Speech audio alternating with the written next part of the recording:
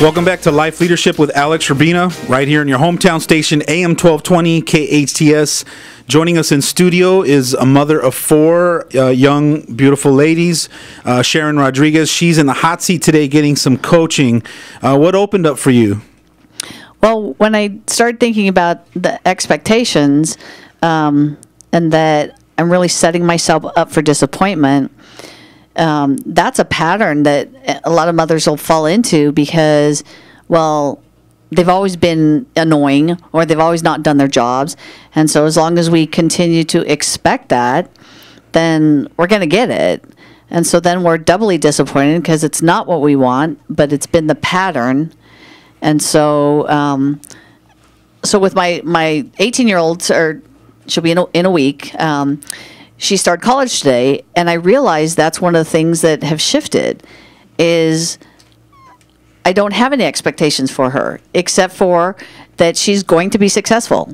I know that. There's no doubt about she's going to be successful. And so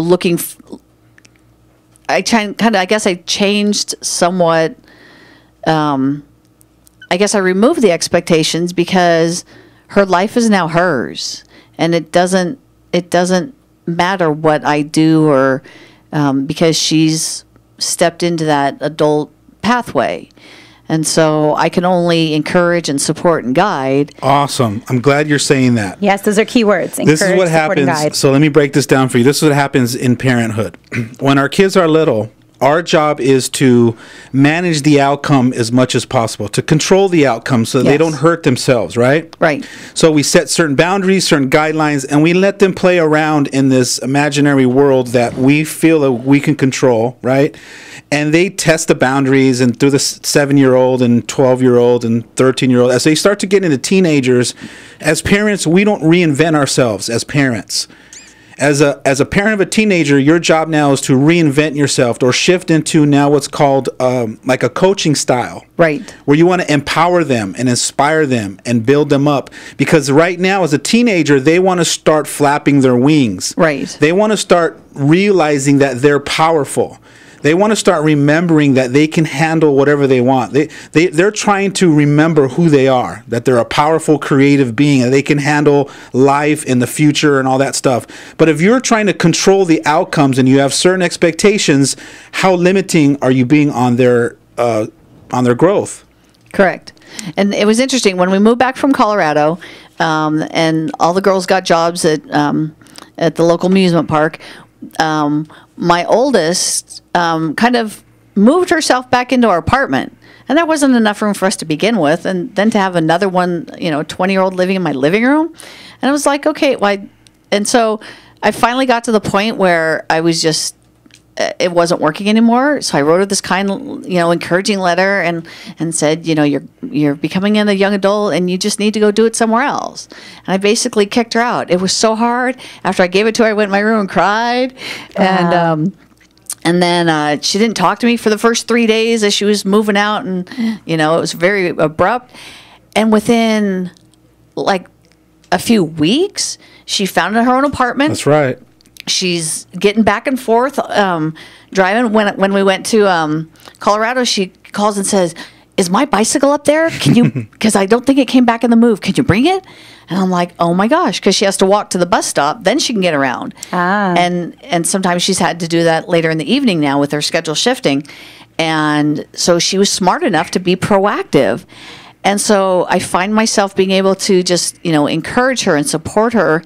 And one of the distinctions is she doesn't have to meet some kind of expectations of mine or society or, like the one who just graduated high school.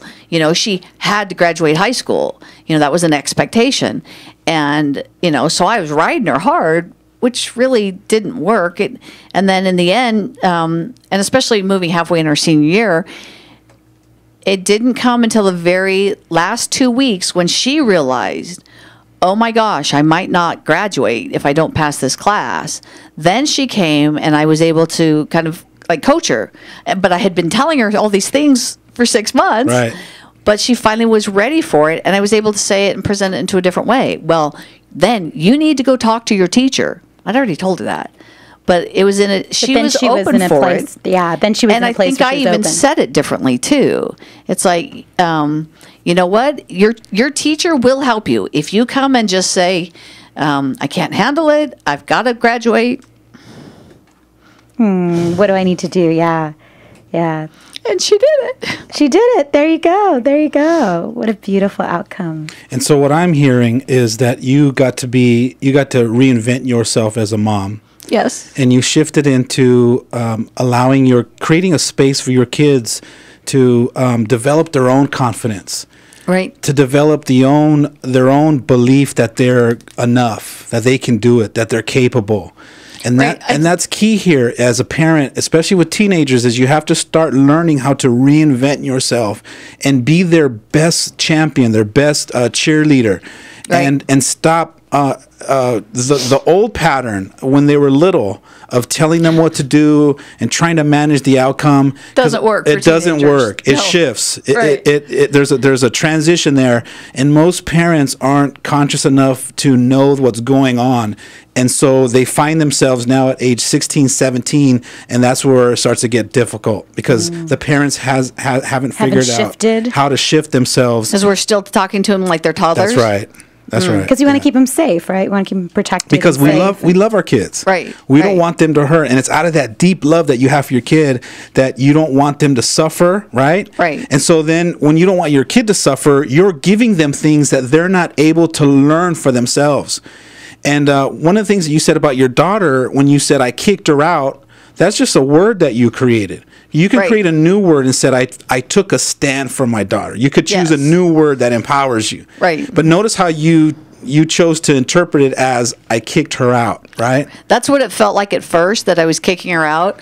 And at the same time, the results shifted so quickly that I realized I was empowering her to move on. And that opened up the opportunity to then do the same for the others. And the result was something really amazing that came out of that. That's amazing. Yes. So stay tuned for more. You're listening to Life Leadership with Alex Urbina right here on your hometown station, AM 1220 KHTS.